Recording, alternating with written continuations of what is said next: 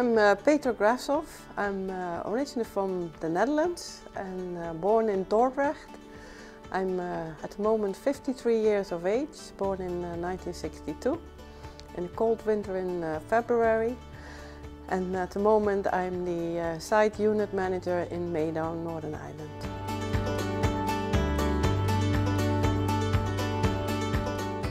My name's Diana Diaz-Canseco-Rees. I'm from Spain. I'm 26 years old and I'm currently a process engineer at Meadow.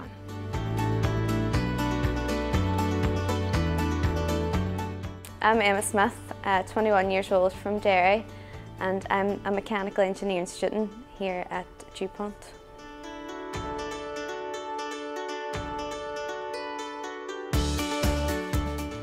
I'm a process engineer, and what it means is that I get involved in the making of Kevlar and how you can improve the different steps towards it. At the moment what I do at DuPont is I'm a unit site manager. So I'm managing the Kevlar business unit in Meadow. And surprisingly I'm the first woman on this site to be the unit manager.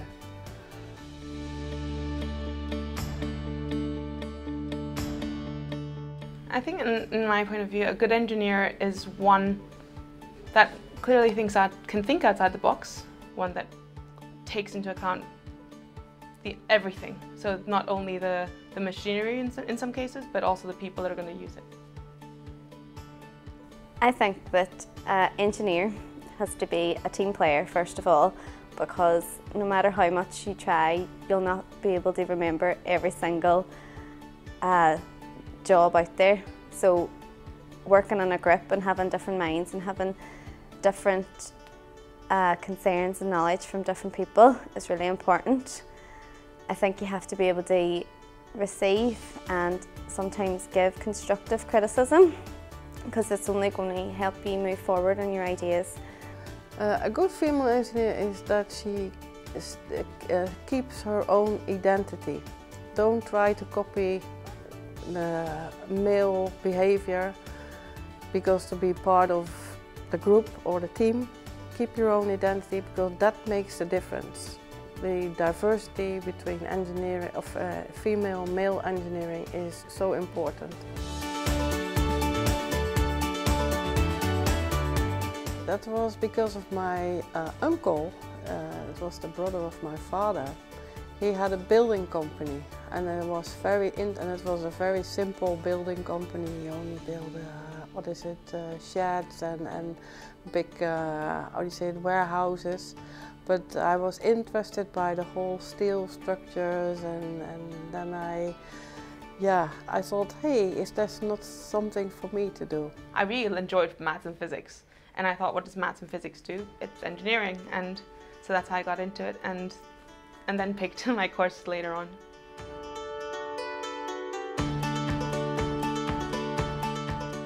Of course.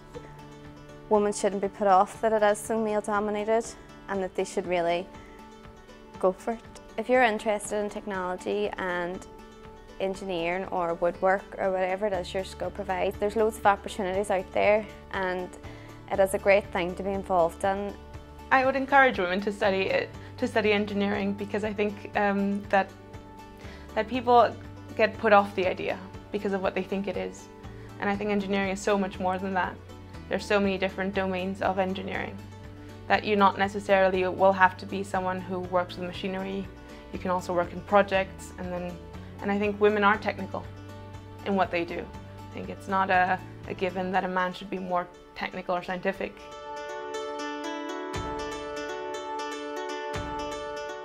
Girls are not, I think, exposed a lot to engineering.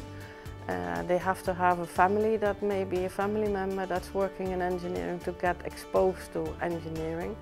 That's why we do a lot with inviting schools, going to local schools, involving schools in projects. They're not encouraged at young age to study in the sciences, and then of course if you don't study sciences you can't get into an engineering course.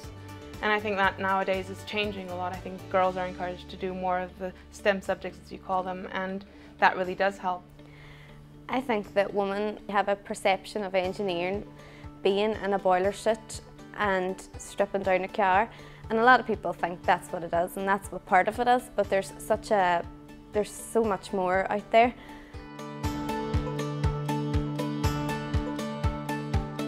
I think people think engineering is involved with designing, so designing machinery, designing airplanes, building roads and things like that. I think engineering now has become something so much broad. So for example, I myself do not design, I get involved in a process, so that's just, if you think about it, it's how you make things, and which is technical. By all means, you need a technical background, but it's not what people expect. People always think that engineering is very mathematic. You have to be very, very intelligent for it. Only the high flyers can do that study. It's a man's job. And even the plumber these days is called the engineer, will come at your door. So to give you a little bit of, yeah, you have so many engineers and so many degrees of in jobs and levels and skills.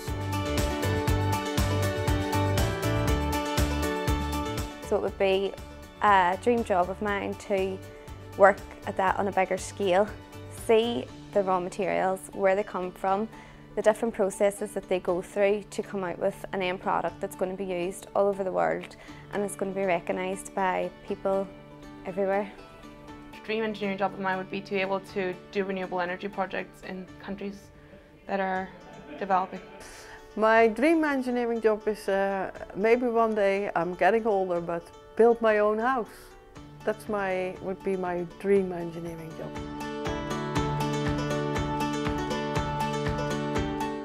It's a continuous learning. It's hard for that reason as well, I believe. It's hard, but at the same time it allows me to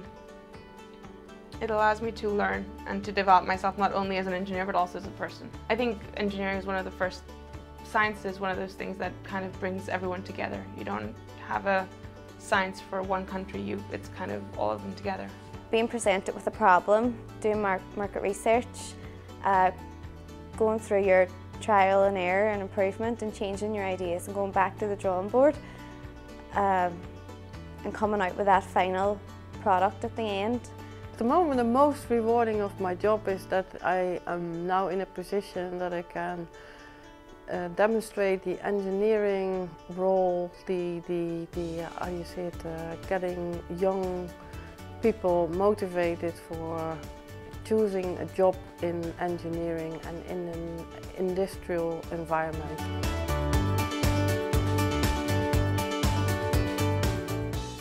Kevlar was invented by a woman. Her name was Stephanie Kolleg in 1965.